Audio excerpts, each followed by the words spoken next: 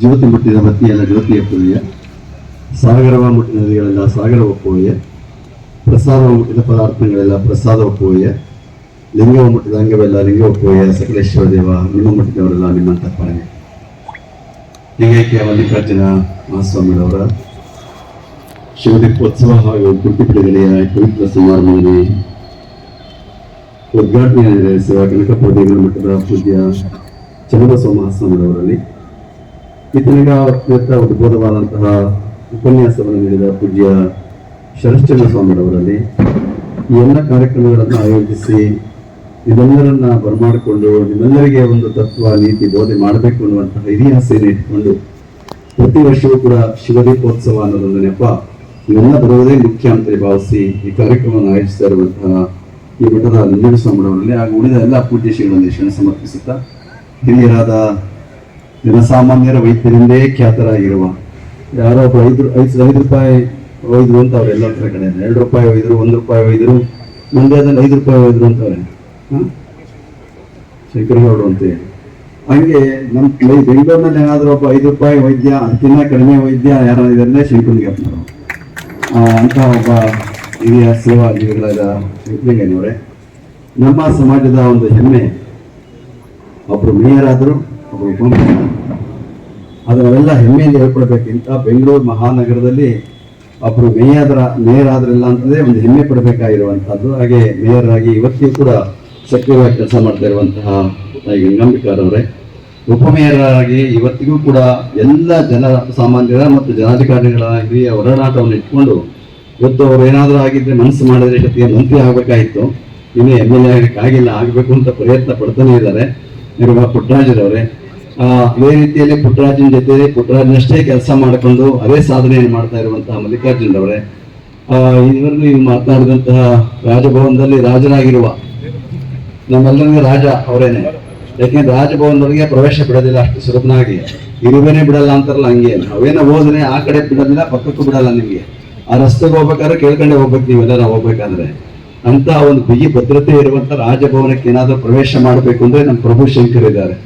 ಅಂತಹ ಈ ಮಠದ ಒಬ್ಬ ಮಗನಾಗಿ ಇಲ್ಲಿ ಬೆಳೆದಿರುವಂತಹ ಹಿರಿಯ ಅಧಿಕಾರಿಗಳಾಗಿ, ರಾಜ್ಯಪಾಲರ ಅತ್ತ ಕಾರ್ಯದರ್ಶಿಗಳಾಗಿ ತುಂಬಾ ಕೆಲಸವನ್ನು ಮಾಡ್ತಾ ಇರುವಂತಹ ಪ್ರಭು ಶಂಕರ್ ಅವರೇ, ಹಿರಿಯರಾದ ಎಲ್ಲರೂ ಕೂಡ ಇಲ್ಲಿ ಭಾಗವಹಿಸಿದರೆ ಎಲ್ಲ ಮಾತೆಯರೇ ಮಕ್ಕಳೇ.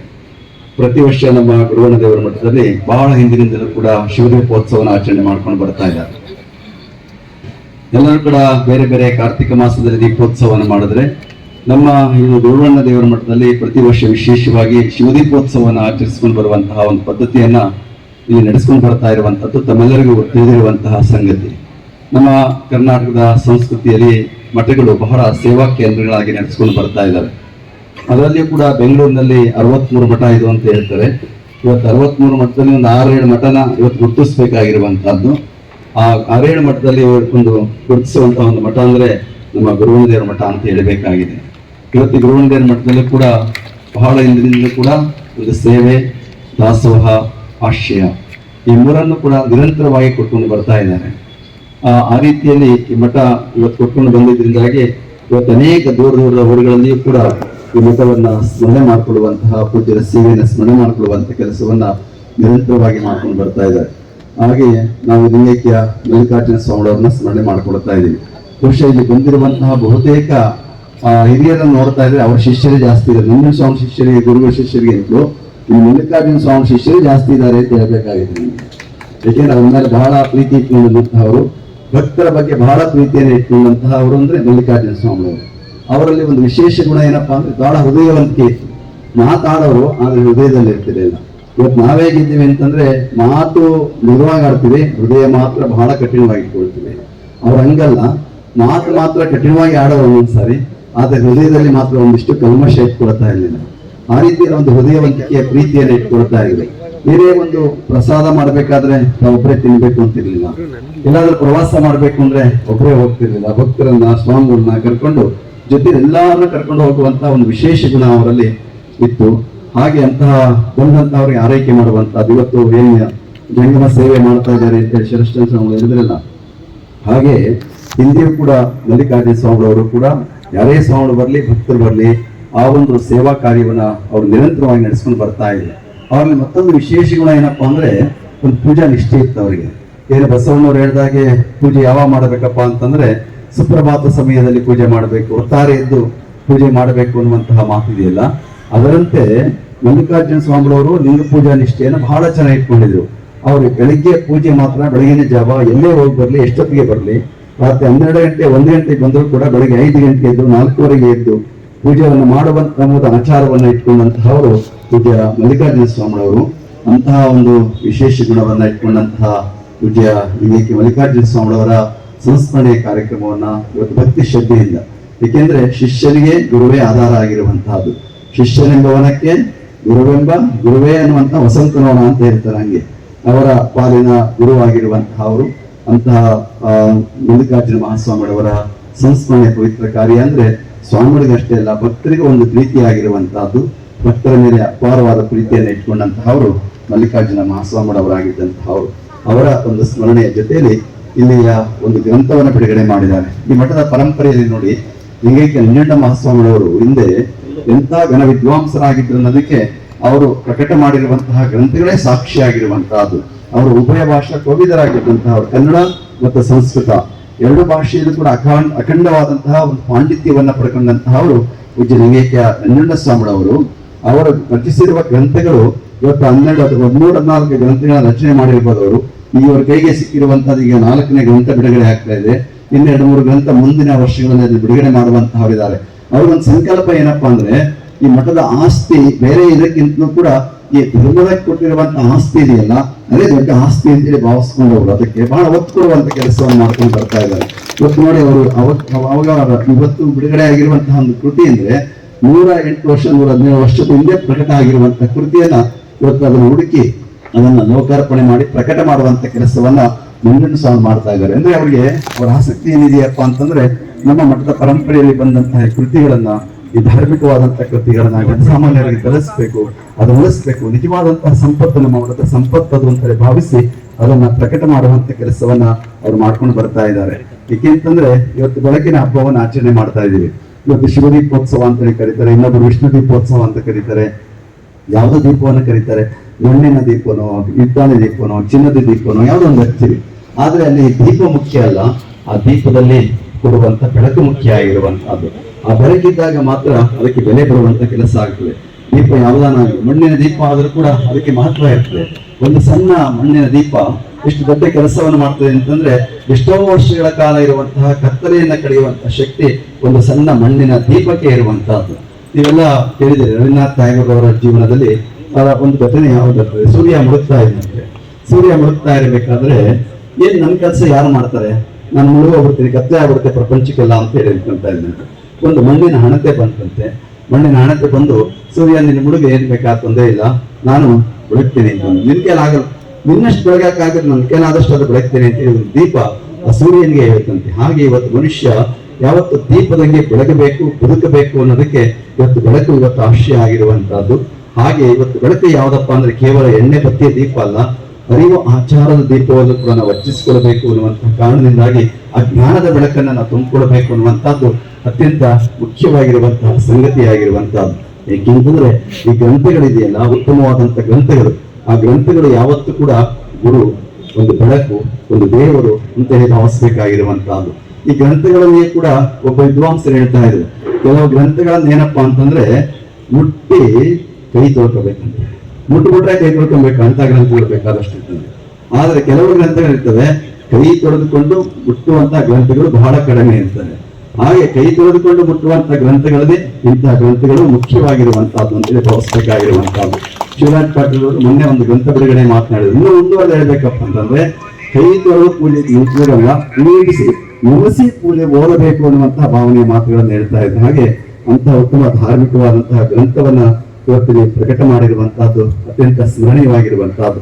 ಇವತ್ತಿನ ಕಾರ್ಯಕ್ರಮದ ಔಚಿತ್ಯವನ್ನ ಕುರಿತು ನಿಮ್ಮೆಲ್ಲರನ್ನ ಕುರಿತು ಶರಶ್ಚಂದ್ರ ಸ್ವಾಮಿಗಳು ಬಹಳ ಗಣ ವಿದ್ವಾಂಸರ ಪರಂಪರೆಯೇ ಬಹಳ ದೊಡ್ಡದಾಗಿರುವ ಶಿವಬಸವ ಸ್ವಾಮಿಗಳು ಬಹಳ ದೊಡ್ಡ ವಿದ್ವಾಂಸರಾಗಿದ್ದಂತಹ ಅವರು ಹೆಮ್ಮೆ ಪಡಬೇಕಾಗಿರುವಂತಹದ್ದು. ನಾವೆಲ್ಲರೂ ಕೂಡ ಅಂತಹ ಒಂದು ದೊಡ್ಡ ವಿದ್ವಾಂಸ ಪರಂಪರೆಯನ್ನು ಒಳಗೊಂಡಂತಹ ನಮ್ಮ ಕುಂದೂರು ಮಠದ ಪೂಜ್ಯ ಶರಶ್ಚಂದ್ರ ಸ್ವಾಮಿಗಳು ಆ ಪರಂಪರೆಯನ್ನ ಮತ್ತಷ್ಟು ಹೆಚ್ಚಿಸಿಕೊಂಡು ಹೋಗುವಂತ ಕೆಲಸವನ್ನ ಅವರು ನಿರಂತರವಾಗಿ ಮಾಡ್ತಾ ಇದ್ದಾರೆ. ಬಹಳ ಸರಳವಾಗಿ ನಿಮ್ಮೆಲ್ಲರಿಗೂ ಕೂಡ ಭಕ್ತಿ ಇರಬೇಕೇ ಹೊರತು ಅಭ್ಯಾಸ ಇರಬಾರದು ಅಂತ ಹೇಳಿ. ಆದ್ರೆ ಭಕ್ತಿ ಎಷ್ಟು ಕಷ್ಟ ಅನ್ನೋದು ನಿಮ್ಮೆಲ್ಲರಿಗೂ ಗೊತ್ತಿರುವಂತಹದ್ದು. ಬಸವಣ್ಣವರು ಹೇಳ್ತಾರೆ, ಭಕ್ತಿ ಎಂಬುದ ಮಾಡಬಾರದು, ಅದು ಗರಗಸದಂತೆ ಹೋಗುತ್ತಾ ಕೊಯ್ಯುವುದು, ಬರುತ್ತಾ ಕೊಯ್ಯುವುದು ಅಂತ ಹೇಳುತ್ತಾರೆ.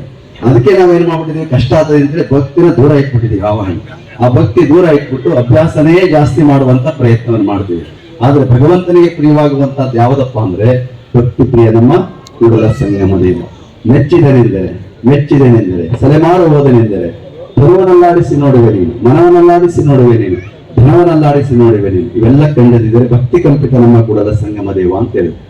ಭಗವಂತ ಯಾವುದಕ್ಕೆ ಹೆದರ್ಕೊಳ್ಳುವಂತೆ, ಭಕ್ತಿಗೆ ಮಾತ್ರ ಹೆದರ್ಕೊಳ್ಳುವಂತ ಕೆಲಸ ಮಾಡ್ತಾನಂತೆ. ಪರೀಕ್ಷೆ ಮಾಡ್ತಾನೆ. ನಾವು ಮೆಚ್ಚಿದವ ಮೆಚ್ಚು ಅಂತಂದ್ರೆ ನಮ್ಮ ತನುವಿನ ಮೇಲೆ ಅನೇಕ ಕಾರಣಗಳು ಕೊಡ್ತಾನಂತೆ, ತೊಂದರೆ ಕೊಡ್ತಾನಂತೆ.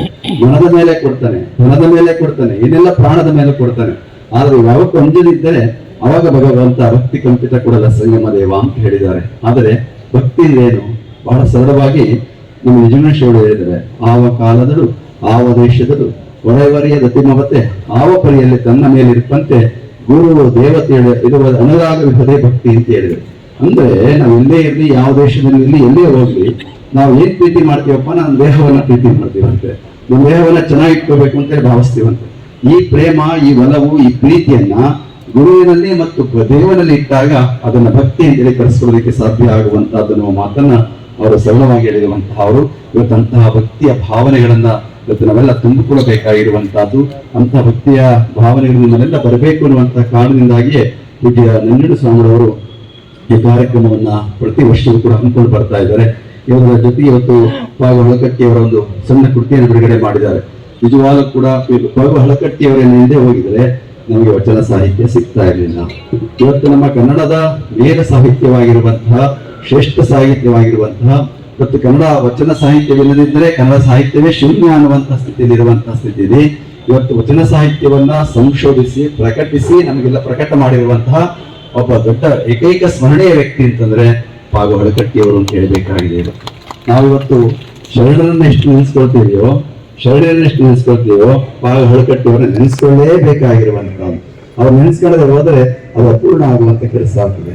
ಅವ್ರು ಹೇಗೆ ಕೆಲಸ ಮಾಡಿದ್ರು ಅಂದ್ರೆ ಮನೆಗಳಲ್ಲಿದ್ದಂತಹ ಈ ತಾಳೋಲೆಗಳನ್ನ ಇವತ್ತು ನಾವೇನ್ ಮಾಡ್ತಿದ್ವಿ, ಮನೇಲಿ ಇಟ್ಕೊಂಡು ಪೂಜೆ ಮಾಡ್ತಾ ಇದ್ರು, ಪೂಜೆ ಮಾಡ್ಬೇಕಾದ್ರೆ ನೀರ್ ಹಾಕ್ತಾ ಇದ್ರು, ಹಾಗೆ ಅಳಿಸು ಹೋಗ್ತಾ ಇತ್ತು. ಅಂತ ಗ್ರಂಥಗಳನ್ನ ಕೊಡೋದಕ್ಕೂ ಕೂಡ ಹಿಂಜರಿತಾ ಇದ್ರು. ಆದ್ರೆ ಮನೆಗೆ ತಿರುಗಿ ಭಿಕ್ಷೆಯನ್ನ ಬೇಡಿ ಅದನ್ನ ತಂದು ಅದನ್ನ ಸಂಗ್ರಹಿಸಿ ಅದನ್ನ ಸಂಶೋಧಿಸಿ ಅದನ್ನೆಲ್ಲ ಪ್ರಕಟ ಮಾಡಬೇಕಾದ್ರೆ ಎಷ್ಟು ಕಷ್ಟಪಟ್ಟರು ಅಂದ್ರೆ ಅವರು ಆ ಮಂಗಳೂರಿಗೆ ಕಳಿಸ್ತಾರೆ. ಮಂಗಳೂರಿನಲ್ಲಿ ಬಾಸಲ್ ಪ್ರೆಸ್ ಅಂತ ಇರ್ತದೆ. ಆ ಪ್ರೆಸ್ಸಿಗೆ ಕಳಿಸಿದಾಗ 500 ರೂಪಾಯಿ ಕೊಟ್ಟು ಕಳಿಸಿರ್ತಾರೆ. ಕಳಿಸಿದಾಗ ಅವ್ರಿಗೆ ಅದನ್ನ ನೋಡಿ ಪ್ರೆಸ್ನವರು ಓದ್ತಾರೆ. ಓದಿದ್ಮೇಲೆ ಇದನ್ನೇನಾದ್ರೂ ನಾವು ಪ್ರಕಟ ಮಾಡ್ಬಿಟ್ರೆ ನಮ್ ಕೆಲಸ ನಡೆಯಲ್ಲ ಇಲ್ಲಿ ಅಂತ ಹೇಳ್ಬಿಟ್ಟು ಅವರು ಬಹಳ ಗಂಭೀರವಾಗಿ ಇದು ನಮಗೆ ಪ್ರಕಟ ಮಾಡಕ್ ಆಗೋದಿಲ್ಲ ಅಂತ ದುಡ್ಡಿನ ಸಮೇತ ವಾಪಸ್ ಕಳಿಸ್ತಾರೆ. ಆವಾಗ ಅವರು ಚಿಂತನೆ ಮಾಡಿ ತಮ್ಮ ಮನೆ ಮಾಡ್ಕೊಳ್ತಾರೆ.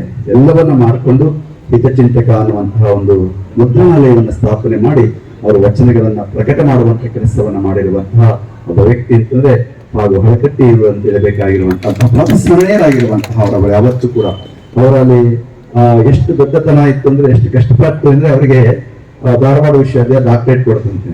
ಡಾಕ್ಟರೇಟ್ ಕೊಟ್ಟಾಗ ಪಾವಟೆ ಅವರು ಅದರ VC ಆಗಿದ್ದಂತಹ ಅವರು ಎಲ್ಲ ಆದ್ಮೇಲೆ ಒಂದು ಔತಣ ಕೂಟ ಅಂತ ಇಟ್ಕೊಂಡಿರ್ತಾರೆ ಊಟಕ್ಕೆ.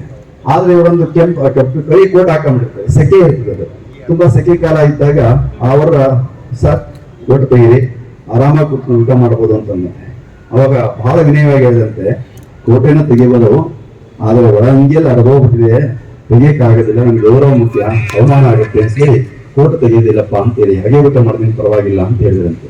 ಆ ರೀತಿಯಲ್ಲಿ ಅವರು ಶ್ರಮವನ್ನು ಪಟ್ಟಂತಹ ಅವರು ಅಂತಹ ಮಹಾನ್ ವ್ಯಕ್ತಿಯವರು ರುದ್ರಪ್ಪನವರು.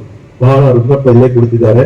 ಇವತ್ತು ಅಕ್ಕಬಾಹದೇವಿ ನಾಟಕ ಇರ್ಬೋದು, ಬಸವಣ್ಣ ನಾಟಕ ಇರ್ಬೋದು, ಬಹಳ ಸುಂದರವಾದಂತಹ ರೀತಿಯಲ್ಲಿ ಅವನ್ನ ರಚನೆ ಮಾಡಿ ಅವನ್ನ ಜನಕ್ಕೆ ತಲುಪಿಸುವಂತಹ ಕೆಲಸವನ್ನ ರುದ್ರಪ್ಪನವರು ಮಾಡಿರುವಂತಹ ಅವರು ಪ್ರಕಟಿಸಿರುವಂತಹ ಹಾಗೂ ಹಳಕಟ್ಟಿಯವರ ಜೀವನ ಚರಿತ್ರೆಯನ್ನು ಕೂಡಿದ ಒಂದು ಪುಟ್ಟ ಗ್ರಂಥವು ಕೂಡ ಇನ್ನು ಬಿಡುಗಡೆಯಾಗಿರುವಂತಹದ್ದು ಅತ್ಯಂತ ಸಂತೋಷ ಪಡುವಂತಹ ಸಂಗತಿ ಎನ್ನುವ ಮಾತನ್ನ ಈ ಸಂದರ್ಭದಲ್ಲಿ ಹೇಳ್ತಾ ಇವತ್ತಿನ ಈ ಕಾರ್ಯಕ್ರಮ ಅರ್ಥಪೂರ್ಣವಾಗಿ ನಡೆದಿದೆ. ನಮ್ಮ ಕನಕಪುರದ ಶ್ರೀಗಳವರು ಉದ್ಘಾಟನೆ ಮಾಡಿ ಮಾತನಾಡಬೇಕಾಗಿತ್ತು. ಅವ್ರು ಏನ್ ಮಾಡಿದ್ರು ಅಂದ್ರೆ ಒಂದೇ ರೀತಿ ಆರೈಸ್ಬಿಟ್ಟು ನಮಗೆ, ನೀವು ಮಾತನಾಡಿದ್ರಿಂದ ನೀವು ಮೇಲ್ಪಂಕ್ತಿ ಹಾಕ್ಬಿಟ್ಟಿದ್ದೀರಾ, ನಿಮ್ಮ ಅನುಸರಿಸ್ಬಿಡ್ತೀವಿ ಅಂತ ಹೇಳಿದೆ. ಅದು ಮುಂದೆ ಸ್ವಾಮಿ ಬಿಡ್ಬೇಕಲ್ಲ, ಕಷ್ಟ ಅವ್ರ ಹತ್ರ. ಅವ್ರು ಯಾಕೆ ಬಂದಾರಪ್ಪ ಸ್ವಾಮಿಗಳಿಲ್ಲ ಅಂದ್ರೆ ಅವ್ರು ಬೈಕೆ ಬಂದವ್ರ ಅರ್ಧ, ನಾವೆಲ್ಲ ಬೈಕೆ ಬಂದಿರೋದವ್ರು. ಆಮೇಲೆ ನಮ್ ಬರೋದಿಲ್ಲ ಬಿಟ್ಟು ಯಾರು ನೋಡು. ಬೈಕೆ ಅಂದ್ರೆ ಭಯ ಆದ ಜೊತೆಗೆ ಏನು ಇದೆ, ಪ್ರೀತಿನೂ ಇದೆ ಅಂತ ಹೇಳ್ಬೇಕಾದ್ರೆ ಬರೀ ಭಯ ಅಲ್ಲ, ಪ್ರೀತಿನೂ ಇದೆ ಅಂತ ಹೇಳ್ಬೇಕು. ಅಭಯ ನೋಡಿ ಎಷ್ಟು ಚೆನ್ನಾಗಿ ಹೇಳ್ತಾರೆ, ಪ್ರಾಸ್ಪತ್ವಾಗಿ ಹೇಳ್ತಾರೆ ಅವ್ರು ಎಷ್ಟು ಅವರು ಪ್ರಾಸ್ಪತ್ರಿಯರು ತುಂಬಾ ಚೆನ್ನಾಗಿ ಹೇಳ್ತಾರೆ ಅವ್ರು ಯಾವಾಗಲೂ ಕೂಡ. ಹಾಗೆ ಅವರ ಪ್ರೀತಿ ಅವರ ಅಭಿಮಾನದಿಂದ ಅನೇಕ ಪೂಜನೆಗಳೆಲ್ಲರೂ ಕೂಡ ಈ ಕಾರ್ಯಕ್ರಮದಲ್ಲಿ ಭಾಗವಹಿಸಿರುವಂತಹ ಅವರು. ಒಟ್ಟಿನಲ್ಲಿ ನಂಜನ ಸ್ವಾಮಿಗಳವರು ಬಹಳ ವಿಶೇಷವಾಗಿ ಕಾಳಜಿಯನ್ನು ಇಟ್ಕೊಂಡು ಮಠವನ್ನ ಉದ್ಧಾರ ಮಾಡಬೇಕು, ಚೆನ್ನಾಗಿ ಬೆಳೆಸಬೇಕು, ಆಶ್ರಯ ಕೊಡಬೇಕು, ನಮ್ಮನ್ನು ಏನಾದರೂ ಒಂದು ಒಳ್ಳೆ ಕೆಲಸಗಳನ್ನು ಮಾಡಬೇಕು ಅನ್ನುವಂತಹ ಚಿಂತನೆಗಳನ್ನು ಇಟ್ಕೊಂಡು ಈ ಕೆಲಸವನ್ನು ನಿರಂತರವಾಗಿ ಮಾಡ್ಕೊಂಡು ಬರ್ತಾ ಇದ್ದಾರೆ. ಇವತ್ತು ಈ ಕಾರ್ಯಕ್ರಮದಲ್ಲಿ ಭಾಗವಹಿಸಿರೋದಕ್ಕೆ ಗಂಗಾಂಬಿಕಾ ಮಲ್ಲಿಕಾರ್ಜುನ ಬಹಳ ಚೆನ್ನಾಗಿ ಮಾತನಾಡಿದ್ರು ನಿಮ್ಮ ಮುಂದೆ. ನೋಡಿ ಎಷ್ಟು ಸುಲಭವಾಗಿ ಒಳ್ಳೊಳ್ಳೆ ವಿಚಾರಗಳನ್ನ ನಿಮಗೆ ತಿಳಿಸಿರುವಂತಹ ಅವರು, ಅವರ ಮಾತುಗಳನ್ನು ಕೂಡ ನೀವು ಕೇಳಿದ್ದೀರಿ. ಈ ಕಾರ್ಯಕ್ರಮದಲ್ಲಿ ಇವತ್ತು ನೀವೆಲ್ಲ ಬಹಳ ಸಂಖ್ಯೆಯಲ್ಲಿ ಭಾಗವಹಿಸಿದ್ದೀರಿ. ಅವ್ರಿಗೆ ಏನಪ್ಪಾ ಸಂತೋಷ ಆಗಿದೆ ಅಂದ್ರೆ ನಿಮ್ಮದವ್ರು ಸಂತೋಷ ಆಗ್ಬಿಟ್ಟಿದೆ ಸ್ವಾಮಿಗಳಿಂದ. ಇವತ್ತೆಲ್ಲ ಇಷ್ಟು ಜನ ಬಂದ್ರೆ ನಾಳೆ ಕೇಳ್ತಾರೆ, ಬಹಳ ಜನ ಬಂದಿದೆ ಚೆನ್ನಾಗಾಗ್ತದೆ ಅಂತ ಹೇಳಿ ಅವರು ಅನ್ಕೊಂತ ಇರ್ತಾರೆ. ಅವರಿಗೆ ಬಹಳ ಸಂತೋಷ ಪಡುವಂತವ್ರು, ಅವರಿಗೆ ಬಹಳ ಹೃದಯ ತುಂಬಿ ಬಂದಿರುವಂತಹದ್ದು. ಅವ್ರು ಹೇಳ್ತಾ ಇದ್ರು ಮಳೆ ನಿಂತೈತಲ್ಲ, ಬಹಳ ಗತಿಯಿಂದ ಮಳೆ ನಿಂತ್ಬಿಡ್ತಪ್ಪ ಸಂತೋಷ ಅಂತ ಹೇಳೋ ಜೊತೆಗೆ ನೀವು ಜನ ಬಂದಿದ್ದಾರೆ ಇಷ್ಟು ಸಂಖ್ಯೆಯಲ್ಲಿ, ಅದು ಅವ್ರಿಗೆ ಇನ್ನೂ ಸಂತೋಷ ಪಡುವಂತಹ ಸಂಗತಿ ಆಗಿರುವಂತಹದ್ದು. ಅವ್ರಿಗೆ ಅಷ್ಟು ಪ್ರೀತಿ ಜನ ಬರಬೇಕು. ಅವ್ರಿಗೆ ಹೇಳ್ತಾ ಇದ್ರು ಸ್ವಾಮಿ ಏನ್ ಮಾಡಿದ್ರು, ಯಾರು ಇನ್ವಿಟೇಷನ್ ಕಳ್ಸ್ಬಿಟ್ರು ನನಗೆ ಗೊತ್ತಿಲ್ಲ, ವಾಟ್ಸಪ್ ಅಲ್ಲಿ ಹಾಕ್ಬಿಟ್ಟಾರೆ ಇನ್ವಿಟೇಷನ್. ಏನ್ರಿ ಇನ್ವಿಟೇಷನ್ ಬೇರೆ ಮಾಡಿಸಿದ್ರೆ ಕೊಟ್ಟೇ ನೋಡಿ ನಮ್ಗೆಲ್ಲ ಅಂತಂದೆ. ಯಾರು ಇನ್ವಿಟೇಷನ್ ಮಾಡಿಸಿದ ಭಕ್ತರಿಗೆ ಕಳ್ಸಕ್ಕೆ ಅಷ್ಟೇ ನಾನು ಮಾಡಿರೋದು ಅಷ್ಟೇ. ನಾನೆಲ್ಲ ಅದೇ ಹೇಳಿದ್ರು, ಯಾರು ಹೇಳಿದ್ರು 2 ಕೈ ವಾಚಿನ ಹೇಳ್ತಿದ್ದೆ, 2 ಮೊಬೈಲ್ ಇಟ್ಕೊಬಿಟ್ಟಿದ್ದೀನಿ, ಎಲ್ಲ ABCD ನೋಡ್ತೀನಿ, ನೀನು ABCD 4 ದಿವಸ ಸಿಡಿಯಿಂದ ಇನ್ನೊಂದು 4 ದಿವಸ ಎಲ್ಲ ನೋಡಿ ಎಲ್ಲ ಕಳಿಸ್ಬಿಡ್ತೀನಿ ಅಂತೇಳಿ. ನೋಡಿ ಅಷ್ಟು ನೋಡಿ ನಿಂಬೆ ಎಷ್ಟು ಪ್ರೀತಿ, ನೀವು ಅವರ ಮೇಲೆ ಎಷ್ಟು ಪ್ರೀತಿ ಇಟ್ಟಿದ್ದೀರಿ ಅನ್ನೋದಕ್ಕೆ ಅದೇ ಸಾಕ್ಷಿಯಾಗಿರುವಂತಹದ್ದು. ಈ ಭಕ್ತ ಮತ್ತು ಗುರುವಿನ ಸಂಬಂಧ ಬಹಳ ಪ್ರೀತಿಪೂರ್ವಕವಾಗಿರಬೇಕಾಗಿರುವಂತಹದ್ದು. ಏಕೆಂದ್ರೆ ಇವೆಲ್ಲ ಎರಡು ವಿಮರ್ಶನೆ ಕೇಳ್ತೀರಿ. ಇವತ್ತು ಮಠನೂ ಚೆನ್ನಾಗಿರ್ಬೇಕು, ಸಮಾಜ ಚೆನ್ನಾಗಿರ್ಬೇಕು. ಸಮಾಜ ಮತ್ತು ಸ್ವಾಮಿಗಳು ಮಠ ಎರಡೂ ಕೂಡ ಅಭಿನ್ನವಾಗಿರುವಂತಹದ್ದು. ನೀವು ಬರದೇ ಹೋದ್ರೆ ಮಠ ಇರೋದಕ್ಕೆ ಸಾಧ್ಯ ಇಲ್ಲ, ಮಠ ಇದ್ದು ನೀವು ಬಂದ್ರು ಬರದೇ ಹೋದ್ರೂ ಕೂಡ ಅಷ್ಟು ಬೆಲೆ ಇರೋದಿಲ್ಲ. ಹಾಗೆ ಮಠ ಮತ್ತು ಸ್ವಾಮಿಗಳ ಸಂಬಂಧವೂ ಕೂಡ ಅಷ್ಟೇ ಒಂದು ಪ್ರೀತಿ ಭಾವನೆಗಳಿಂದ ಇಟ್ಕೊಂಡಿರ್ಬೇಕಾಗಿರುವಂತಹದ್ದು. ಅಂತದನ್ನು ನಿರಂತರವಾಗಿ ಪೂಜೆ ನಡೆಸ್ಕೊಂಡು ಬರ್ತಾ ಇರುವಂತಹದ್ದು ಅತ್ಯಂತ ಸಂತೋಷ ಪಡುವಂತಹ ಸಂಗತಿ. ಒಟ್ಟಿನಲ್ಲಿ ಚನ್ನಬಸವಣ್ಣವರ ಒಂದು ವಚನ ಇದೆ, ಭೂಮಿಯಲ್ಲಿ ಬೀಜ ಬಿದ್ದರೆ ಕಿತ್ತೇನೆ ಬೇಡ, ಮುಂದಿನ ಫಲದಲ್ಲಿ ಅರಸಿಕೊ ಅಂತ ಹೇಳ್ತಾರೆ.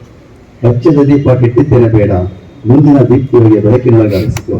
ಕರಗಿಸಿದ ಬಂಗಾರ ಕೆಟ್ಟಿದ್ದೇನೆ ಬೇಡ, ಮುಂದಿನ ಅದರ ಬಣ್ಣದೊಳಗೆ ಅರಸಿಕೊ ಅಂತೇಳಿ ಚನ್ನಬಸವಣ್ಣವರು ಹೇಳ್ತಾರೆ. ಹಾಗೆ ಇವತ್ತು ನಾವೇನೇ ಒಂದು ಒಳ್ಳೇದು ಮಾಡಿದಾಗ ಅದು ಇವತ್ತಲ್ಲ ನಾಳೆ ಅದರ ಫಲ ಬಂದೇ ಬರುವಂತಹದ್ದು. ಯಾವತ್ತು ಬಿತ್ತಿದ ಬೀಜ ಇವತ್ತೇ ಫಲ ಕೊಡದೆ ಹೋದ್ರು 4 ದಿವಸಗಳ ಮುಂದೆ ಯಾವತ್ತಾದ್ರೂ ಅದು ಒದೆಯೋದೆ ಫಲವನ್ನು ಕೊಟ್ಟೇ ಕೊಡ್ತದೆ. ಸ್ವಾಮಿಗಳಿಗೆ ಆಸೆ ಏನಪ್ಪಾ ಅಂತಂದ್ರೆ ನೋಡಿ, ನೀವೆಲ್ಲ ಬಂದಿದ್ರೆ ಮಕ್ಕಳು ಕರ್ಕೊಂಡ್ಬರ್ಬೇಕು, ಚಿಕ್ಕವರು ಕರ್ಕೊಂಡ್ಬೇಕು. ನಮ್ಮ ಪಿನಾಕ್ ಮಾಡಿ ಈಗ ಬಹಳ ಒಳ್ಳೆ ಕೆಲಸ ಮಾಡ್ತಾರೆ. ಬೆಂಗಳೂರಿನಲ್ಲಿ ಒಂದು ವಿಶೇಷವಾದ ವಿನೂತನ ಕಾರ್ಯಕ್ರಮ, ಅವ್ರ ಮಕ್ಕಳನ್ನ ಕರ್ಕೊಂಡೇ ಹೋಗ್ತಾರೆ. ಕಿಂದ್ರ ಜೋಗಿ ಇದ್ದಂಗೆ ಒಂದು ಆಗ್ಬಿಟ್ಟು ಕಿಂದ್ರ ಜೋಗಿ ಎಲ್ಲ ನಮ್ಮ ಬಸವ ಯೋಗಿ ಆದಂಗೆ ಆಗ್ಬಿಟ್ಟು ಎಲ್ಲ ಮಕ್ಕಳಲ್ಲಿ ವಚನಗಳನ್ನ ಕಲಿಸ್ಬೇಕು, ಅವರನ್ನೆಲ್ಲ ಮಕ್ಕಳ ತುಂಬಬೇಕು ಅಂತ ಹೇಳಿ ಬಹಳ ಒಳ್ಳೆ ಕೆಲಸವನ್ನು ಮಾಡಿ ಮೆಚ್ಚಿಕೊಳ್ಳುವಂತ ಕೆಲಸವನ್ನ ಮಾಡ್ತಾ ಇರುವಂತಹದ್ದು. ಅತ್ಯಂತ ಅಭಿಮಾನ ಪಡಬೇಕಾಗಿರುವಂತಹದ್ದು. ಮೊನ್ನೆ ತಾನೇ ಕಲಾಗ್ರಾಮದಲ್ಲಿ 1 ವಾರಗಳ ಕಾಲ ಎಲ್ಲ ಮಕ್ಕಳನ್ನ ಸೇರಿಸಿ ವಚನ ರಚನೆ, ವಚನ ಚಿಂತನ, ವಚನ ಚಿತ್ರ ಬರೆಯೋದು, ವಚನ ಭಾಷಣ, ಪ್ರಬಂಧ ಒಂದಲ್ಲ ಅದ್ರ ಮುಂದೆ ಎಷ್ಟೆಲ್ಲ ಸೇರಿಸಿ ಆ ವಚನಗಳ ಮೂಲಕ ಆ ವಚನ ಕಾರ್ಯಕ್ರಮವನ್ನು ಮಾಡುವಂತಹ ಕೆಲಸವನ್ನು ಅವ್ರು ಮಾಡಿದ್ದಾರೆ. ಹಾಗೆ ಸ್ವಾಮಿ ಹೇಳಿದಾಗೆ ಇವತ್ತು ಮಕ್ಕಳಿಗೆ ಆ ಸಂಸ್ಕಾರ ಬೇಕಾಗಿರುವಂತಹದ್ದು. ಸಂಸ್ಕಾರದ ಒಂದು ಮಾತುಗಳನ್ನ ನಿಮಗೆ ತಿಳಿಸಿರುವಂತಹ ಯಾವುದಕ್ಕೆ ಬೆಲೆ ಇದೆ? ಸಂಸ್ಕಾರಕ್ಕೆ ಬೆಲೆ ಇದೆ, ಸಮಯ ಇದ್ದದಕ್ಕೆ ಬೆಲೆ ಇದೆ. ಒಂದು ಮಾತನ್ನ ಹೇಳಿದ್ರು, ರಾಮನ ವಿಗ್ರಹ ಇದೆ, ಅದೆಲ್ಲೋ ಮೈಸೂರಿನ ಒಂದು ಮೂಲೆಯಲ್ಲಿ ಬಿದ್ದಿತ್ತು, ಯಾವುದೋ ಒಂದು ಜಾಗದಲ್ಲಿ ಬಿದ್ದಿತ್ತು, ಯಾರು ಗೊತ್ತಿಲ್ಲ ಅದು. ಅದನ್ನ ಯಾರು ತುಳಿತಾ ಇದ್ರು, ಒಗಿತಾ ಇದ್ರು, ಅದ್ರ ಮೇಲೆ ಕೊಡ್ತಾ ಏನೆಲ್ಲ ಮಾಡ್ತಾ ಇದ್ರು. ಆದ್ರೆ ಅದರೊಳಗಿದ್ದಂತಹ ರಾಮನನ್ನ ಶಿಲ್ಪಿ ತೆಗೆದ ಮೇಲೆ ಅದಕ್ಕೆ ಎಷ್ಟು ಬೆಲೆ ಬಂದಿದೆ ನೋಡಿ, ಅದೆಷ್ಟು ಮಹತ್ವ ಬಂದಿದೆ ನೋಡಿ. ಅದಕ್ಕೆ ಎಲ್ಲರೂ ಒಂದಿಸ್ತಾರೆ, ಪೂಜಿಸಿ. ಪ್ರಧಾನಮಂತ್ರಿಗಳೇ ಸಾಷ್ಟಾಂಗ ನಮಸ್ಕಾರ ಮಾಡ್ತಾ ಬರ್ತಿದೆ. ಆ ಕಲ್ಲಿದ್ದರೆ ಯಾರು ಮಾಡ್ತಾ ಇಲ್ಲ ಅವರು ಕೂಡ. ಅದ್ರ ಇದ್ದಂತಹ ವ್ಯಕ್ತಿತ್ವ ನೋಡಿ, ಅದಕ್ಕೆ ಶಿಲ್ಪಿ, ಅದಕ್ಕೊಂದು ಸಂಸ್ಕಾರ ಬಂತು ಅಂದ್ರೆ, ಕಲ್ಲಿಗೆ ಸಂಸ್ಕಾರ ಬಂದಾಗ ಶಿಲೆ ಆಗುತ್ತೆ, ಅದಕ್ಕೆ ಒಂದು ಮೂರ್ತಿ ಆಗುತ್ತೆ, ಮೂರ್ತಿಗೆ ಎಷ್ಟು ಗೌರವ ಹೋಗ್ತದೆ. ಹಾಗೆ ಮನುಷ್ಯನಿಗೆ ಇವತ್ತು ಸಂಸ್ಕಾರ ಅನ್ನೋದು ಬಂದಾಗ ಅವನಿಗೆ ಬೆಲೆ ಜಾಸ್ತಿ ಆಗ್ತಾ ಹೋಗ್ತದೆ. ನೀವೆಲ್ಲ ನೋಡಿರ್ತೀರಿ, ಸಾಮಾನ್ಯವಾಗಿ ಮನೆಯಲ್ಲೇ ಗೊತ್ತಿದೆ ನಿಮ್ಗೆ, ಒಂದು ಹಾಲಿಗೆ ನಾವು ಹಾಲನ್ನ ಇಟ್ಕೊಳಕ್ಕಾಗಲ್ಲ. ಒಂದು ದಿವಸ ಇಟ್ಕೋಬಹುದು, ಫ್ರಿಡ್ಜ್ ಅಲ್ಲಿ ಇಟ್ಟರೆ ಒಂದು ದಿವಸ 1.5 ದಿವಸ ಇಟ್ಕೋಬಹುದು, ಆಮೇಲೆ ಒಡೆದೋಗ್ಬಿಡುತ್ತೆ. ಆದ್ರೆ ಹಾಲಿಗೆ ಎಪ್ಪಾಕಿ ಮೊಸರು ಮಾಡಿದ್ರೆ 2 ದಿವಸ ಇಟ್ಕೋಬಹುದು. ಆ ಮೊಸರನ್ನ ಅಷ್ಟು ದಿವಸಕ್ಕಾಗಲ್ಲ. ಅದನ್ನ ಕಡೆದು ಬೆಣ್ಣೆ ಮಾಡಿದ್ರೆ ಇನ್ನೊಂದು 2 ದಿವಸ, ಬೆಣ್ಣೆ ಕರಗಿಸಿದ್ರೆ ಇನ್ನೂ ಜಾಸ್ತಿ ಇಟ್ಕೋಬಹುದು. ಆದ್ರೆ ತುಪ್ಪ ಮಾಡಿದ ಮೇಲೆ ಆ ತುಪ್ಪ ಇನ್ನೂ ಬಹಳ ದಿವಸ ಇಟ್ಕೋಬಹುದು. ಹಾಗೆ ನೋಡಿ, ಸಂಸ್ಕಾರ ಕೊಟ್ಟ ಹಾಗೆ ಒಂದು ವಸ್ತುವಿಗೆ ಬೆಲೆ ಹೋಗ್ತಾ ಇದೆ ಅಂತಂದ್ರೆ ಮನುಷ್ಯನಿಗೆ ಸಂಸ್ಕಾರ ಬಂದಷ್ಟು ಕೂಡ ಅವನ ಬೆಲೆ ಜಾಸ್ತಿ ಆಗುವಂತಹದ್ದು. ಅದನ್ನೇ ಬಸವಣ್ಣರು ಬಹಳ ತುಂಬ ಬಟ್ಟಲು ಬೇರೆ ಕಂಚಲ್ಲ, ನೋಡುವ ದರ್ಪಣ ಬೇರೆ ಕಂಚಲ್ಲ, ಬಾಂಡ ಒಂದೇ ಭಾಜನ ಒಂದೇ, ಬೆಳಗ್ಗೆ ಕನ್ನಡ ಎಲ್ಲಿಸುತ್ತೆ, ಅರಿದರೆ ಶರಣ ಮರದರೆ ಮಾನವ ಮರೆಯದೆ ಪೂಜಿಸಿ ಕೂಡ ಸಂಗಮ ದೇವ ಅಂತೇಳಿ ಸಣ್ಣ ಉದಾಹರಣೆಯ ಮೂಲಕ ನಮಗೆ ತಿಳಿಸಿರುವಂತಹ ಅವರು ಒಂದು ಸಂಸ್ಕಾರ ಇವತ್ತು ಹಿರಿಯರೆಲ್ಲರಿಗೂ ಜೊತೆಗೆ ಇದೆ. ನಿಮ್ಮ ಮನೆಗಳಲ್ಲಿ ಮಕ್ಕಳಿಗೆ ನೀವು ಆದರ್ಶ ಆಗಬೇಕಾಗ್ತದೆ. ಇವತ್ತು ಹೇಳಿದ್ರು ಓದುವ ಹವ್ಯಾಸ ಬೆಳೆಸ್ಕೊಳ್ಬೇಕು, ಪುಸ್ತಕ ಪ್ರೀತಿಯನ್ನು ಬೆಳೆಸ್ಕೊಳ್ಳುವಂತಹ ಮನಸ್ಸು ಬೆಳೆಸ್ಕೊಳ್ಬೇಕು ಅಂತೇಳಿ. ಹಿಂದೆಲ್ಲ ಬಹಳ ಪುಸ್ತಕಗಳ ಮೇಲೆ ಇರ್ತಾ ಇತ್ತು.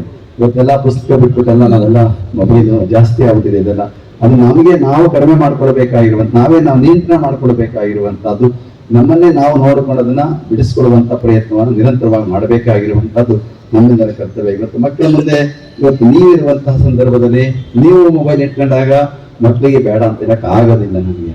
ಆದ್ರಿಂದ ಯಾರೋ ಒಂದು ಉದಾಹರಣೆ ಕೊಡ್ತಾ ಇದ್ರು, ತಾಯಿ ಮಗ ಬರ್ತಾ ಇದ್ರು, ರೈಲಿನಲ್ಲಿ ಬರ್ತಾ ಇರಬೇಕಾದ್ರೆ ಬೆಂಗಳೂರಿನಿಂದ ಮೈಸೂರಿಂದ ಬೆಂಗಳೂರು ಮೊಬೈಲ್ ಅಲ್ಲಿ ಬಿಟ್ಟಿದ್ರು, ಮುಂದೆ ಇಟ್ಬಿಟ್ರು. ತಾಯಿ ಒಂದು ಪುಸ್ತಕ ಹಿಡ್ಕೊಂಡು ಮಗ ಒಂದು ಪುಸ್ತಕ ಹಿಡ್ಕೊಂಡ, ಇಬ್ರು ಓದ್ತಾ ಬರ್ತಾ ಇದ್ರು. ಮೊಬೈಲ್ ಹೆಂಗಾದ್ರೆ ಮಾತಾಡೋದು ಅಲ್ಲಿ ಅಷ್ಟೇ ಬಿಟ್ರೇನಿಲ್ಲ. ಹಾಗೆ ಇಟ್ಕೊಂಡ್ಬಂದ್ರು. ಎಷ್ಟು ಮಗನ ತಾಯಿ ಅನುಸರಿಸೆ ಮಾಡುವಂತ ತುಂಬಾ ಕೆಲಸ ಮಾಡ್ಕೊಂಡು ಬರ್ತಾ ಇರ್ತದೆ. ತಾಯಿ ಏನ್ ಮಾಡ್ತದೋ ಅದು ಮಗು ಸಹಜವಾಗಿ ಅನುಕರಣೆ ಮಾಡುವಂತ ಸ್ವಭಾವ ಮಕ್ಕಳಲ್ಲೇ ಇರುವಂತಹದ್ದು. ಆ ಒಂದು ಸಂಸ್ಕಾರವನ್ನ ಕೊಡುವಂತಹ ಜವಾಬ್ದಾರಿ ಇವತ್ತು ತಾಯಿ ಮಕ್ಕಳ ಮನೆಯ ಮೇಲೆ ಇರುವಂತಹದ್ದು. ಮಕ್ಕಳಿಗೆ ಒಳ್ಳೆಯ ಸಂಸ್ಕಾರ, ಒಳ್ಳೆ ಆಚಾರ ವಿಚಾರ, ಭಕ್ತಿ ಶ್ರದ್ಧೆಗಳನ್ನು ಬೆಳೆಸುವಂತ ಕೆಲಸವನ್ನ ನೀವು ನಿರಂತರವಾಗಿ ಮಾಡಲಿ ಅನ್ನುವಂತಹ ಹಾರೈಕೆಯನ್ನ ಈ ಸಂದರ್ಭದಲ್ಲಿ ವ್ಯಕ್ತ ಮಾಡ್ತಾ ಈ ಕಾರ್ಯಕ್ರಮ ನಮ್ಮ ಸ್ವಾಮಿಗಳು ಹೇಳ್ತಾ ಇದ್ರು. ಅವರು ಅವತ್ತು ನೆನ್ನೆ ಹೇಳಿದ್ದೇನು, ನನಗೆ 8 ಗಂಟೆಗೆ ಮುಗಿಬೇಕು ಅಂತ ಹೇಳಿದ್ರು. ನನಗೆ ಅವ್ರು ಅಪ್ಪಣೆ ಮಾಡಿದ್ರು, ನೀವು 8 ಗಂಟೆ ಒಳಗೆ ಮುಗಿಸ್ಬಿಡ್ಬೇಕು ನಮಗೆ ಅಂತ ಹೇಳಿದ್ರು. ಯಾಕೆಂದ್ರೆ ಭಕ್ತರು ಫೋನ್ ಮಾಡಿದಾಗ ನೀವು ಜಾಸ್ತಿ ಹೊತ್ತು ಮಾಡ್ತೀರಾ ಬುದ್ಧಿ, ನೀವು ಲೇಟ್ ಮಾಡ್ಬಿಡ್ತೀರಾ ಬುದ್ಧಿ ಅಂತಾರೆ. ಅದಕ್ಕೆ 8 ಗಂಟೆ ಮುಗಿಸ್ಬೇಕು ಅಂತ ನಾನೇ ಹೇಳಿದ್ದೀನಪ್ಪ, ನಮ್ಗೇನಿಲ್ಲ ಅಂತ ಹೇಳಿದೆ. ಈಗ 9 ಗಂಟೆ ಮಾಡಿದ್ದಾರೆ ಈಗ. ಅದರಿಂದ ಅನಿವಾರ್ಯ, ಏನ್ ತೊಂದರೆ ಇಲ್ಲ. ಎಲ್ಲಾ ಹತ್ರದಲ್ಲೇ ಇರುವಂತಹವರು 1 ಗಂಟೆ 2 ಗಂಟೆ ಜಾಸ್ತಿ ಆದ್ರೆ ಕಡಿಮೆ ಆದ್ರೆ ನಿಮಗೆ ಹೊಟ್ಟೆ ಹಸಿವಿಗೆ ಪ್ರಸಾದ ಇಡ್ತಾರೆ, ನೆತ್ತಿ ಹಸಿವಿಗೆ ಜ್ಞಾನದ ಕೊಟ್ಟಿದ್ದಾರೆ, ಏನೂ ತೊಂದರೆ ಇಲ್ಲ. ಬಹಳ ಒಳ್ಳೆ ಕಾರ್ಯಕ್ರಮವನ್ನು ಮಾಡಿದ್ದಾರೆ. 1 ಗಂಟೆ ಅಲ್ಲ 2 ಗಂಟೆ ಆದ್ರೆ ನಮ್ಮ ಮಠ ನಮ್ಮ ಸ್ವಾಮಿಗಳನ್ನ ಪ್ರೀತಿ ಇಟ್ಕೊಂಡ್ರೆ ಸಾಕು, ದೊಡ್ಡದಾಗಿರ್ತದೆ, ಬರೋದಕ್ಕೆ ಸಾಧ್ಯ ಆಗುತ್ತೆ ಅನ್ನೋ ಮಾತನ್ನ ಸಂದರ್ಭ ಹೇಳ್ತಾ ಈ ಕಾರ್ಯಕ್ರಮದಲ್ಲಿ ಶಂಕರನಿಗೆ ಪ್ರತಿ ವರ್ಷ ಬರ್ತಾರೆ. ನಮ್ಮ ಪ್ರಭು ಶಂಕರಾಗೋ ನಮ್ಮ ಶಂಕರನಿಗೆ ಕೂಡ ಇಲ್ಲೇ ಬೆಳೆದವರು. ಬಹಳ ಇಲ್ಲೇ ಎಷ್ಟು ವರ್ಷ ಇದೆ ಸರ್ ಇಲ್ಲಿ? ಮಠದಲ್ಲಿ 4 ವರ್ಷ ಮಠದಲ್ಲೇ ಇದ್ರು. MBBS ಓದ್ಬೇಕಾದ್ರ ಮುಗಿಸ್ಕೊಂಡ MBBS ಆದ್ಮೇಲೆ 4 ವರ್ಷ ಮಠದಲ್ಲೇ ಇದ್ರು ಅವರು ಕೂಡ. ಆ ರೀತಿಯಲ್ಲಿ ಎಷ್ಟು ಜನ ಇದ್ದವರ ಗೊತ್ತಿಲ್ಲ. ಇದೆಲ್ಲ ಬಹಳ ಆಶ್ರಯವನ್ನು ಕೊಟ್ಟಿರುವಂತಹ ಮಠ ಇದು. ಹಾಗೆ ಶಂಕರನವರು, ಪ್ರಭುಶಂಕರ ಅಂತ ಈ ಮಠ ಅಂತ ಅನೇಕ ಆಶ್ರಯವನ್ನ ಕೊಟ್ಟು ಬೆಳೆಸಿರುವಂತಹ ಒಂದು ಮಠ. ಇವತ್ತು ವಿಶೇಷವಾಗಿ ನಮ್ಮ ಪುಟ್ಟಣ ಬಂದಿದ್ದಾರೆ. ಆ ಮಠಗಳ ಮೇಲೆ ಬಹಳ ಪ್ರೀತಿಯನ್ನು ಇಟ್ಕೊಂಡು ಕೆಲಸವನ್ನು ಮಾಡ್ತಾ ಇರುವಂತಹ ಅವರು. ಅವರಿಗೆ ಒಳ್ಳೆ ಭವಿಷ್ಯ ಬರಬೇಕಾಗಿರುವಂತಹದ್ದು ನೋಡ್ತಾ ಇದ್ದಾರೆ, ಇನ್ನ ಪ್ರಯತ್ನ ಮಾಡ್ತಾ ಇದ್ದಾರೆ. ಆದ್ರೆ ಯಾವಾಗ ಬರ್ತಾನೆ ಬರ ಗೊತ್ತಿಲ್ಲ, ಯಾರ್ಯಾರು ಹೆಂಗಿರ್ತೋ. ಆದ್ರೆ ಅವ್ರಿಗೆ ಒಳ್ಳೆ ಅವಕಾಶ ಸಿಗಲಿ. ಇವರಿಬ್ರು ಒಂದು ರೀತಿಯಲ್ಲಿ ಜೋಡಿಸ್ಬಿಡ ನಮ್ಗೆ. ಮಲ್ಲಿಕಾರ್ಜುನ ಮತ್ತು ಪುಟ್ಟಣ ಇಬ್ರು ಕೂಡ ಇಬ್ರು ಜೋಡೈತೆ ಅಂತ ಯಾರು ಕರಿತಾ ಇರ್ತಾರೆ, ನಾವು ಕರಿಬಾರ್ದನ್ನ. ನಮ್ಗೆ ಅದ್ರೂ ಕೂಡ ಇಬ್ರು ಒತ್ತಿಗೆ ಇರ್ತಾರೆ ಯಾವಾಗ ಕೂಡ. ಅಂದ್ರೆ ಅವ್ರ ಜೋಡಿ ಇದ್ದಂಗೆ ಹೇಳ್ಬಿಟ್ಟು ಸರಿ ಹೋಗುತ್ತೆ ಅಂತ ತೊಂದರೆ ಇಲ್ಲ. ಒಳ್ಳೆ ಆಯ್ತು, ಅಕ್ಕ ಬುಕ್ರು ಇದ್ದಂಗೆ ನಾವು ಎಡ್ಕಣ್ಣು ಅಂತಾನೆ ಕಂಪೇರ್ ಆಗ್ತದೆ ಅಷ್ಟೇ. ಆ ರೀತಿಯಲ್ಲಿ ಅವರಿಬ್ಬರು ಕೂಡ ಬೆಂಗಳೂರು ನಗರದಲ್ಲಿ ಬಹಳ ಎತ್ತರಕ್ಕೆ ಬೆಳೆದಿದ್ದಾರೆ. ಬೆಳಿಬೇಕಿನ್ನ ಬೆಳೀಲಿ, ಸಂತೋಷ ಪಡಬೇಕಾಗಿರುವಂತಹದ್ದು. ಸಮಾಜಕ್ಕೆ ಬೇಕಾದಂಥ ಒಳ್ಳೆ ಕಾರ್ಯಗಳನ್ನು ಮಾಡೋದಕ್ಕೆ ಇಂಥ ವ್ಯಕ್ತಿಗಳಿದ್ದಾಗ ನಮಗೆ ಒಳ್ಳೆ ಶಕ್ತಿ ಬರೋದಕ್ಕೆ ಸಾಧ್ಯ ಆಗುತ್ತೆ. ಬೆಂಗಳೂರು ನಗರದಲ್ಲಿ ಗುರುತಿಸಿಕೊಳ್ಳುವಂತಹ ರೀತಿಯಲ್ಲಿ ಎತ್ತರಕ್ಕೆ ಬೆಳೆದಿರುವಂತಹದ್ದು ತುಂಬಾ ಹೆಮ್ಮೆ ಪಡುವಂತಹ ಸಂಗತಿ. ಅದರ ಜೊತೆಗೆ ಗಂಗಾಂಬಿಕಾ ಅವರು ನಮ್ಮ ಹೆಮ್ಮೆ ಒಂದು ಹೆಜ್ಜೆ ಮುಂದ್ಕೋಗ್ಬಿಟ್ರೆ. ಯಾಕೆಂದ್ರೆ ನಗರ ಪಾಲಿಕೆಯ ಮಹಾನಗರ ಪಾಲಿಕೆಯ ಮಹಾಪೌರರಾಗುವಂತ ಒಂದು ಅವಕಾಶ ಅವ್ರಿಗೆ ಲಭ್ಯ ಆಯ್ತಲ್ಲ, ಒಂದು ದೊಡ್ಡ ಸಾಧನೆ ಅಂತ ಹೇಳಬೇಕಾಗಿರುವಂತಹ. ಇವತ್ತು 4-5 ಭಾಗ ಆಗ್ಬಿಟ್ಟಿದೆ ನನ್ನ ಬೆಂಗಳೂರಿಗ. ಗ್ರೇಟರ್ ಬೆಂಗಳೂರು ಅಥಾರಿಟಿ 3-5 ಮಧ್ಯೆ ಸೇರ್ಕೊಂಡ್ಬಿಡುತ್ತೆ ನಮ್ದು ಅಲ್ವೇನ್ರಿ? ಇದು ಸೆಂಟ್ರಲ್ ನೋಡಿ, ಇವ್ರು ಸೆಂಟ್ರಲ್ ಇವ್ರದ್ದು. ಈಗ ನಿಮ್ದು ನಾರ್ತ್ ಎಷ್ಟು ನಾರ್ತ್ ಸೌತ್ ಎಲ್ಲ ಹೊತ್ತಾಯ್ತು ನಮ್ದು. ಸೆಂಟ್ರಲ್ ಇದೆ ಯಾವಾಗ. ಅದಕ್ಕೆ ಮೊದಲಿನ ಸೆಂಟ್ರ್ ಬಹಳ ಸೆಂಟ್ರ್ ಇದು. ಯಾಕೆಂದ್ರೆ ಗುರುದೇವ ಮಠ ಸೆಂಟ್ರ್ ಅಂದ್ರೆ ಎಲ್ಲಾ ಸ್ವಾಮಿಗಳು ಎಲ್ಲಿ ಬರ್ತಿದಾರಪ್ಪ, ಇಲ್ಲಿ ಬರ್ತಿದೆ. ಹೆಚ್ಚಿನ ಬಂದು ಏನಾದ್ರು ತೊಂದರೆ ಆದ್ರೆ ಉಳ್ಕಣಕ್ಕೆ ಮಾಡ್ಕಣಕ್ಕೆ ಭಕ್ತರು ಬೆಂಗಳೂರು ಬಂದವರು ಹೋಗಕ್ ಆಗ್ತಿಲ್ಲ, ಏನೋ ಆಸ್ಪತ್ರೆಗೆ ಬಂದವರು ಹೋಗಕ್ ಸೆಂಟರ್ ಇದೆ. ಈಗ ಸೆಂಟ್ರೇ ಆಗ್ತದೆ ನಮ್ಗೆ ಯಾವಾಗ ಅದೇ ರೀತಿಯ ಸೆಂಟ್ರೇ ಇರುವಂತದ್ದು, ಎಲ್ಲರಿಗೂ ಆಶ್ರಯ ಕೊಡುವಂತಹದ್ದು. ಗುರುವಣ್ಣ ದೇವರ ಮಠ ಅಂತ ಹೆಸರಿಟ್ಟಿದಾರಲ್ಲ, ಬಹಳ ಹೆಸರು, ಒಳ್ಳೆ ಹೆಸರಿದೆ ಗುರುವಣ್ಣ ದೇವರ ಮಠ. ಗುರುಗಳಿಗೆಲ್ಲ ಅಣ್ಣನಾಗಿ ಎಲ್ಲರನ್ನೂ ಆರೈಕೆ ಮಾಡುವಂತ ಒಂದು ಮಠ ಅಂತ ಹೇಳಿಕೆ ಇಲ್ಲಿ ಗುರುವಣ್ಣ ದೇವರ ಮಠ ಅಂತೇಳಿ ಹಿಂದೆನೆ ಕರೆದುಬಿಟ್ಟಿರುವಂತವ್ರು. ಅದಕ್ಕೆ ಈ ನಂಜುಂಡ ಸ್ವಾಮಿ ಗುರುಗಳು ಯಾರೇ ಬರಲಿ, ಸಣ್ಣವ್ರು ಬರಲಿ, ದೊಡ್ಡವರು ಬರಲಿ, ಗೊತ್ತಿದ್ದವರು ಬರಲಿ, ಗೊತ್ತಿದ್ದವರು ಬರಲಿ, ಎಲ್ಲರಿಗೂ ಒಂದೇ ರೀತಿ ಪ್ರೀತಿಯನ್ನು ನಡೆಸುವಂತಹವರು ನಮ್ಮ ನಂಜುಂಡ ಸ್ವಾಮಿ. ಅವ್ರು ಏನ್ ಬೇಕು ಕೇಳೋದೆಲ್ಲ ಕೊಡ್ತಾರೆ. ಅವ್ರು ಬೇಕಾದ್ರೆ ಅವ್ರು ಅದ್ ಕೇಳಿ ನೀವೇನ ಕೊಟ್ಟರೆ ಅದು ಕೊಟ್ಬಿಡ್ತಾರೆ ಬೇಕಾದ್ರೆ. ಅಷ್ಟು ಪ್ರೀತಿಯನ್ನು ಇಟ್ಕೊಂಡು ಅವ್ರಿಗೆ ಏನೋ ತೊಂದರೆ ಇರಲಿ ಅಲ್ಲ, ಎಲ್ಲರಿಗೂ ಕೊಡಕ್ಕೋಲ್ಲ, ಬೇಕಾದವ್ರಿಗೆ ಅವಶ್ಯಕತೆ ಇದೆ ಅವ್ರಿಗೆ. ಈಗ ಅನುಕೂಲ ಕೊಟ್ಬಿಡ್ತಾರ ಅವರು, ನಿಮಗೆ ಕೊಡ್ಬೇಕು ಅಂತ ನಮ್ಗೆ ಕೇಳಲ್ಲ ಬೇಕಾದ್ರೆ. ಯಾರಿಗೆ ಅನುಕೂಲ ಕೊಡ್ಬೇಕಂತವ್ರಿಗೆ ಕೊಡಲೇ ಇಲ್ಲ, ಸಂತೋಷ ಪಡೋಣ ಅವ್ರಿಗೆ. ಯಾರಿಗೆ ಅನುಕೂಲ ಇಲ್ಲ, ತೊಂದರೆ ಇದ್ದಾರೆ ಅಂತವ್ರಿಗೆ ಸಹಾಯ ಮಾಡಬೇಕು, ಕೊಡಬೇಕು ಅಂತ ಉದಾರ ಗುಣ ಇದೆಯಲ್ಲ, ತುಂಬಾ ದೊಡ್ಡ ಗುಣ ಅದೆಲ್ಲ ಅಂತ ಉದಾರ ಗುಣಗಳನ್ನ ಇಟ್ಕೊಂಡು ಕೆಲಸವನ್ನು ಮಾಡ್ತಾ ಇದ್ದಾರೆ. ತುಂಬಾ ನೀವೆಲ್ಲ ಭಾಗ್ಯವಂತರು ಬೆಂಗಳೂರು ನಗರದಲ್ಲಿ ಅಂತ ಸ್ವಾಮಿಗಳು ಅಕ್ಕಪಕ್ಕದಲ್ಲಿದ್ದಾರೆ. ಹೆಚ್ಚಿನದಾಗಿ ನಿಮ್ಮ ಮನೆಗಳಿಗೆ ಅವ್ರನ್ನ ಪೂಜೆ ಕರ್ಕೊಂಡೋಗಿ ಅವ್ರನ್ನ ನೀವು ಹೇಳಿದ ವಾಸನೆ ಮಾಡಬೇಕು, ವಾಸ ಮಾಡಿಸ್ಬೇಕು, ನಿಮಗೆ ಭಕ್ತಿ ಬೆಳೆಸ್ಬೇಕು ಅನ್ನೋದನ್ನ ಇವ್ರ ಕಡೆಯಿಂದ ನೀವು ಅದೊಂದೇ ಕಷ್ಟ ಅಂತಾರೆ. ಏನ್ ಮಾಡೋದು ನಾನು, ನಮ್ಮ ಸ್ವಾಮಿಗಳು ಬಂದು ಮಾಡ್ಬೇಕು, ಏನೆಲ್ಲ ಮಾಡ್ತಾರೆ. ತುಂಬಾ ಚೆನ್ನಾಗಿದೆ, ಎಲ್ಲಾ ಪ್ರತಿಯೊಂದರಲ್ಲೂ ಚೆನ್ನಾಗಿದ್ದಾರೆ. ಅವ್ರು ಯಾಕೆ ಅವ್ರಂದ್ರೆ ಮನಸ್ಸಾಗ್ತಿಲ್ಲ. ನಾವು ಹೇಳ್ಬಾರ್ದು, ಅವ್ರು ಹೇಳ್ಬೇಡಿ ಅಂತ ಹೇಳೋದು ನನಗೆ. ದಯವಿಟ್ಟು ತಪ್ಪಿಕೊಳ್ಳ ಯಾರು ಇದು ಮಾತ್ರ ಹೇಳ್ಬೇಡಿ ಅಂತ ಹೇಳಿದ್ರು ಅವರು. ಅದೇನು ಬಂದ್ಬಿಡ್ತು ನನಗೆ ಗೊತ್ತಿಲ್ಲ. ಈಗ